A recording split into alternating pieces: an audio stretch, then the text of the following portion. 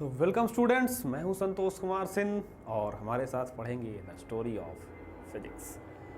Motional EMF की बात हम लोग कर रहे थे। फैराडेज लॉ देखे, एक नॉर्मल केस हम लोगों ने देखा, जनरलाइज्ड केस पे बात करेंगे। इन जनरल क्या होता है वो तो स्पेसिफाइड थे। एक परफेक्ट डायरेक्शन में वेलोसिटी हमारा हो रहा था, मोशन हो रहा था 90 डिग्री वाला। अगर कोई भी एक दूसरे के म्यूचुअली परपेंडिकुलर ना हो, बी भी और एल म्यूचुअली परपेंडिकुलर के केस थे वो सारे। अगर म्यूचुअली परपेंडिकुलर ना हो, ज़्यादातर केस में होते ही हैं, बट अगर ना हो तो क्या होगा, है ना। ज़्यादा कुछ नहीं करना है, बड़ा इजी है, कॉन्सेप्ट सेम है।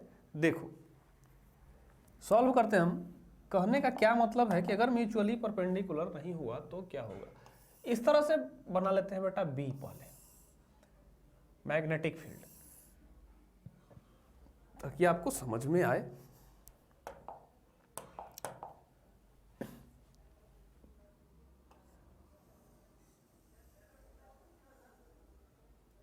ये हो गया कंडक्टर,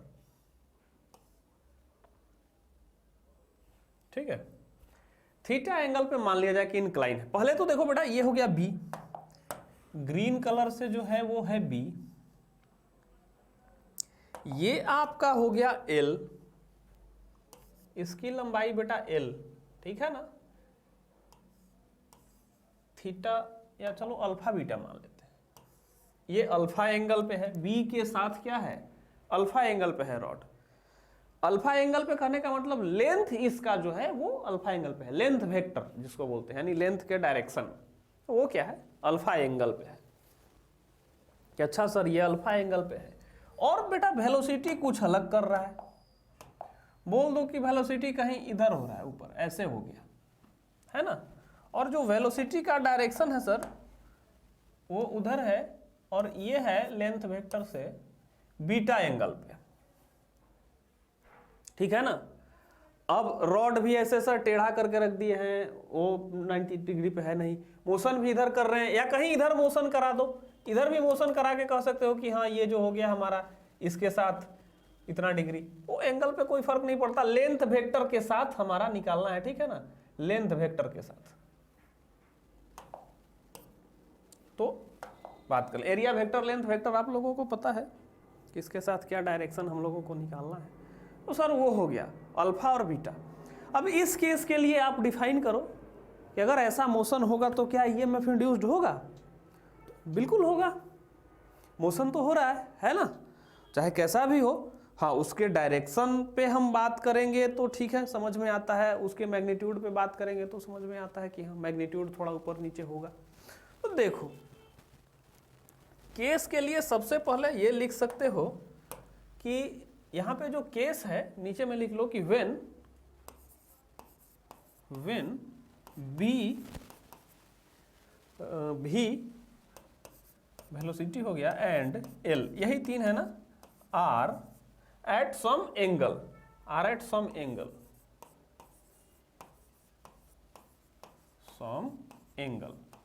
कहने का मतलब हो गया नॉट म्यूचुअली परपेंडिकुलर, ठीक है ना। ये परपेंडिकुलर मैं लिखता हूं ऐसे शॉर्ट फॉर्म में, यानी म्यूचुअली परपेंडिकुलर नहीं है आपस में, सम एंगल पे है। इसके साथ ये अल्फा, इसके साथ ये बीटा, और बी और भी के बीच में अल्फा प्लस बीटा का एंगल बन जाएगा। वो आप देखते रहना एंगल क्या होता है। मैं जनरलाइज्ड केस निकालता हूं, बस जो भी एंगल रहेगा आपको पुट करना है कि नहीं। तो चलिए स्टेडी स्टेट केस में क्या होगा, वही वाली बात यहां पे भी होगी कि सर मोशन होगा, मोशन होने की वजह से मैग्नेटिक फोर्स लगेगा, और मैग्नेटिक फोर्स लगने की वजह से इलेक्ट्रॉन अलग से प्रेशन, पॉजिटिव चार्ज ऊपर की ओर से प्रेशन, फिर इलेक्ट्रिक फील्ड बनेगा सर, उसके वजह से इलेक्ट्रिक फील्ड बनेगा, फिर इलेक्ट्रिक फील्ड की वजह से इलेक्ट्रिक फोर्स लगेगा, और फिर एक टाइम ऐसा आएगा कि वो इलेक्ट्रिक फोर्स मैग्नेटिक फोर्स के बराबर हो जाएगा। तो हम वहीं से चलते हैं, जहां पे जाके बराबर हो जाएगा तब ना बोलते हैं कि हाँ इतना ईएमएफ इंड्यूस्ड हो गया। तो हम स्टेडी स्टेट केस लेके चलते हैं।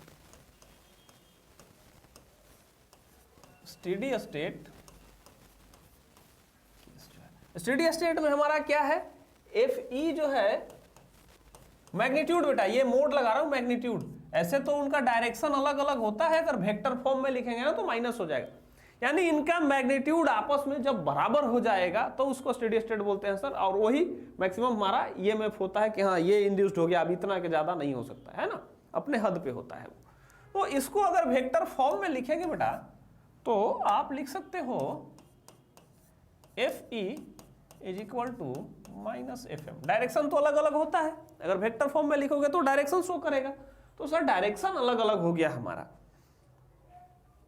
वेक्टर फॉर्म में लिखना है हमको, है ना, क्योंकि यहाँ पे डायरेक्शन की बात करेंगे, कोई म्यूचुअली परपेंडिकुलर वाला खेल नहीं है कि हम वहां से सिर्फ सीधे सीधे लिख दिए थे, क्योंकि एंगल वाला तो कोई काम ही नहीं था, यहाँ पे लिखना है बेटा।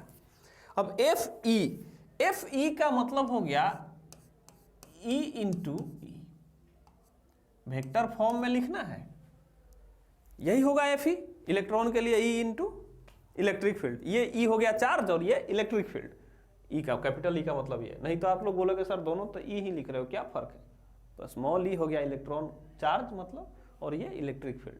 अब आते हैं ये सर यहाँ पे भी है ई, और इसके लिए लिखते हो आप वेक्टर में लिख रहे हो ना, तो वेक्टर में होता है V cross B, FM is equal to Q V cross B होता था ना, क्यू VB साइन थीटा, तो V क्रॉस B हम वेक्टर के फॉर्म में चलेंगे, क्योंकि डायरेक्शन को कंसीडर करके चल रहे हैं, इस बार समथिंग एंगल पे है तो डायरेक्शन भी लेके चल रहे हैं, तो वेक्टर का कैलकुलेशन हो। सर इतना हो गया, ई से ई को कैंसिल कर दो, ई से ई को मार दो, खत्म हो गया, तो E is equal to V cross B होगा सर, V क्रॉस B होगा। अब पोटेंशियल डिफरेंस को भी हम लोग वेक्टर के फॉर्म में लेके चलेंगे, जो वहां पे लिखे थे। पोटेंशियल डिफरेंस क्या होता है वेक्टर के फॉर्म में अगर लिखोगे, देखो बहुत बच्चे भूल गए होंगे इसको, कि सर बहुत पहले पढ़े थे, भूल गए हैं ना, तो मैं याद दिला देता हूं। पोटेंशियल डिफरेंस जो लिखते हैं dV, अगर वेक्टर फॉर्म में लिखोगे बेटा तो dV is equal to E into DL हो जाता है हमारा, ठीक है ना, E into DL minus, sorry minus लगता है, ठीक है ना, माइनस लगता है यहां पे, तो सर EDL। तो अब चलते हैं, क्योंकि DL क्या है, चेंज इन लेंथ, हम कितना लेंथ आगे बढ़े हैं, dx कितना है हमारा, L की बात हम लोग कर लेते हैं, EDL। तो सर ये हो गया E डॉट DL, ये पोटेंशियल डिफरेंस होता है हमारा कहीं भी, वहां पे भी था ना dx, अभी तो फैराडे लॉ में दिखाए थे हम कि dx का जो चेंज हुआ था, तो वही हो गया। चलो सर dV जब लिखेंगे, इसको अगर इंटीग्रेट कर देंगे सर तो टोटल भी आ जाएगा, इसको इंटीग्रेट करेंगे तो टोटल भी आ जाएगा, तो सर लिख देते हैं dV minus E into DL, और ये E के जगह पे क्या होगा, V क्रॉस B, तो माइनस माइनस प्लस, ठीक है बेटा, माइनस माइनस प्लस, तो V क्रॉस B। पोजीशन भी बड़ा मायने रखता है वेक्टर वाले में, कौन पहले था कौन बाद में था, E है बाएं साइड तो ये भी बाएं साइड आएगा, और डॉट DL डॉट प्रोडक्ट में है, तो इसका तो बेटा भी आ जाएगा, डेल्टा भी। डेल्टा भी जानते हो क्यों, क्योंकि dV होगा इनिशियल माइनस फाइनल, भी इनिशियल माइनस भी फाइनल होता है ना, dV क्या मैं बोला कि इंड्यूस्ड मतलब वोल्टेज, पोटेंशियल डिफरेंस, तो डेल्टा भी, तो डेल्टा भी हो जाएगा, और इधर का DL का L हो जाएगा, तो sir V cross B dot L, ये होगा सर हमारा वोल्टेज, या इसी को आप EMF बोल सकते हो कि EMF इंड्यूस्ड हो गया, ठीक है ना, EMF इंड्यूस्ड हो गया। अब जो है अल्फा किसका है, L V और B के बीच का एंगल देख लो आप क्या है, और L देख लो आप क्या है, तो जब भी ऐसा होगा तो आपको वो निकालना होगा। B और V के बीच कितना एंगल है बेटा, B और V के बीच देखो अल्फा प्लस बीटा, तो अल्फा प्लस बीटा है, ठीक है ना, और फिर इसका क्रॉस प्रोडक्ट का अगर V क्रॉस B करोगे, ये है V और ये है B, तो V क्रॉस B ऐसे करोगे तो किधर जा रहा है, अंदर जा रहा है ना। L के साथ कितना एंगल बनाएगा, तो उस तरह से हम लोग निकाल सकते हैं। तो कुल मिला के वेक्टर रिप्रेजेंटेशन है। बाकी इस पे हम न्यूमेरिकल करेंगे, आपको न्यूमेरिकल सॉल्व करके दिखाएंगे कि अच्छा कैसा मोशन होगा, किस तरह का, तो कितना कैलकुलेशन करोगे, कितना आने वाला है, ठीक है ना। तो ये जनरलाइज्ड इक्वेशन है, इसी से आप निकाल सकते हो। बाकी आप नंबर ऑफ क्वेश्चंस करना इस पे, तो क्लियर हो जाएगा। नंबर ऑफ क्वेश्चंस से क्लियर हो जाएगा आपका।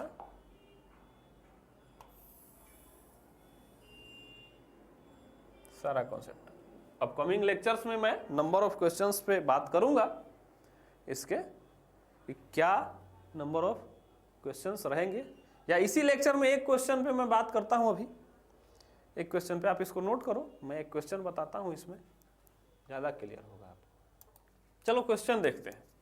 2-3 पार्ट हैं उसमें क्वेश्चन के, इजीली समझ में आ जाएगा। अलग अलग मोशन कराएंगे, ठीक है ना, डायरेक्शन बदलेंगे। देखो क्रॉस है, ये रहा मैग्नेटिक फील्ड, ठीक है ना, इस तरह का मैग्नेटिक फील्ड है हमारा, मान लो, और इसमें क्या है, कंडक्टर है।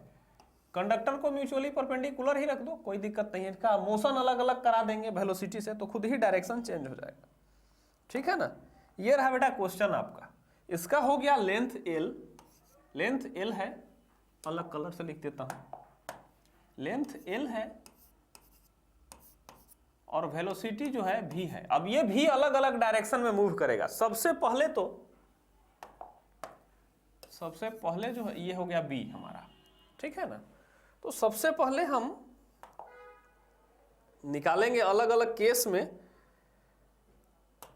अगर म्यूचुअली परपेंडिकुलर है तीनों, भी इधर, ये इधर, तो क्या आया था, BLV, यही आया था ना, BLV अगर ऐसे मूव किया था तो ये आप निकाल चुके हो। सर ये तो हमें पता है कि ऐसे निकाले हैं तो BLV आया है, चलो पता तो चला सर। यहां से है सर तीनों BLV म्यूचुअली क्या है, परपेंडिकुलर है, तो E जो होगा BVL होगा। यहां पे सिंपली ऐसा दिखा, ठीक है ना। अब मैं कंडीशन को थोड़ा सा उल्टा करता हूं, कंडीशन को थोड़ा सा उल्टा करते हैं बेटा, और अब B बना देते हैं ऐसा, ठीक है ना। अब बोलूंगा कि ये हो गया V और ये हो गया L, ये है B। अब जो V का डायरेक्शन है बेटा B के साथ है, पैरेलल हो गया ना। V का डायरेक्शन क्या हो गया, B के साथ हो गया। तो देखो इस वाले केस में क्या हुआ था, जनरलाइज्ड फॉर्मूला से, दोनों में डिफरेंस मैं दिखाता हूं। सर इस वाले केस में आपने बोला था कि V cross B dot L, यही आपने बोला था। VB के बीच में एंगल कितना, 90 डिग्री, यानी सर VB साइन 90 और डॉट L, ठीक है ना। VB साइन 90 की वैल्यू 1, तो सर VB केवल हो गया और ये डॉट हो गया L। अब इसके साथ ये कॉस होगा, तो V into B, V cross B का जो डायरेक्शन है वो L के साथ क्या है, V सर इधर और B उधर, तो ऐसे V क्रॉस B करेंगे तो L का इसका डायरेक्शन L के साथ क्या हो गया सर, 0 डिग्री, पैरेलल तो दिख रहा है, पैरेलल दिख रहा है। तो सर इसके साथ अगर करेंगे हम लोग,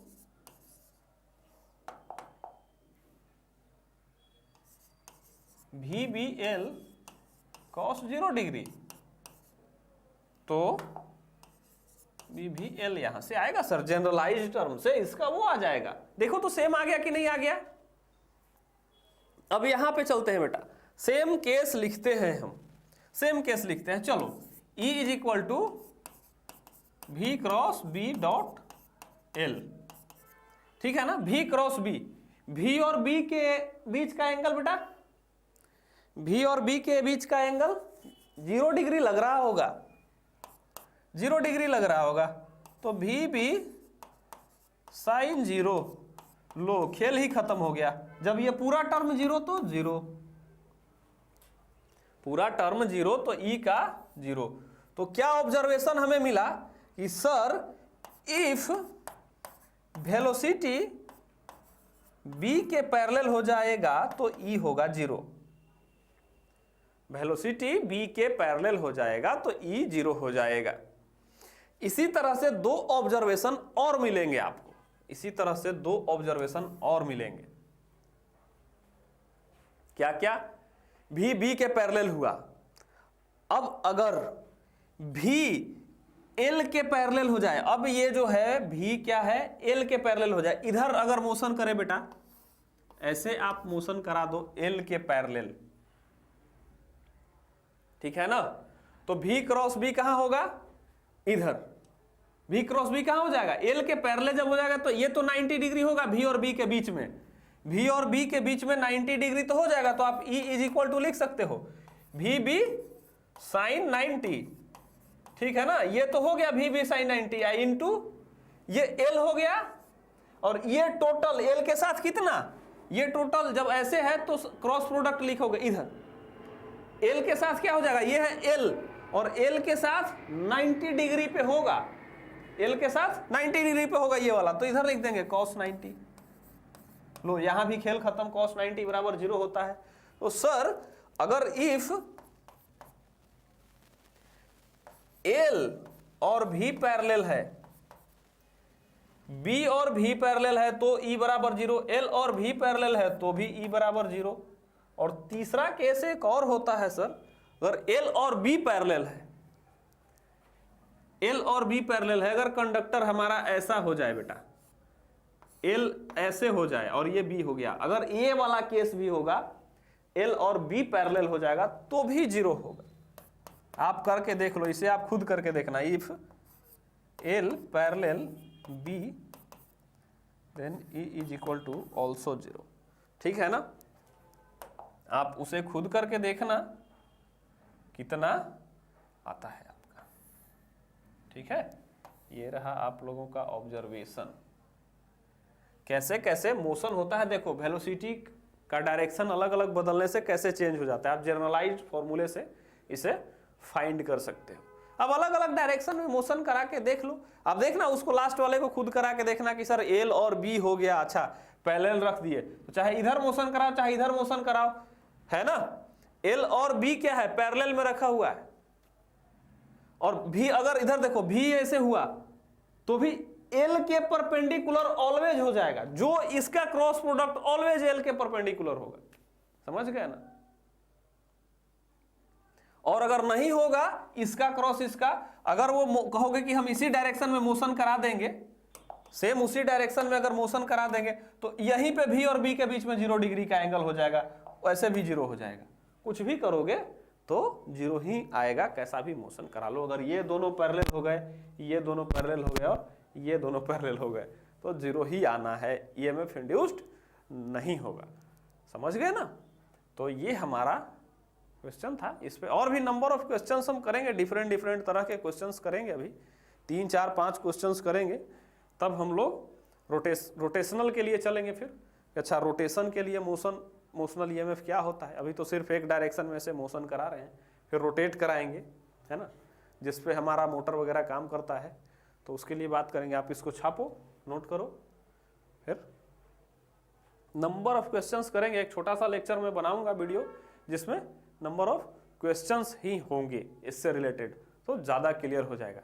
तब तक के लिए इन्हीं भूली बिसरी यादों के साथ आपको यहीं पे विदा लेते हैं, मिलेंगे अगले लेक्चर में। Bye bye, sayonara.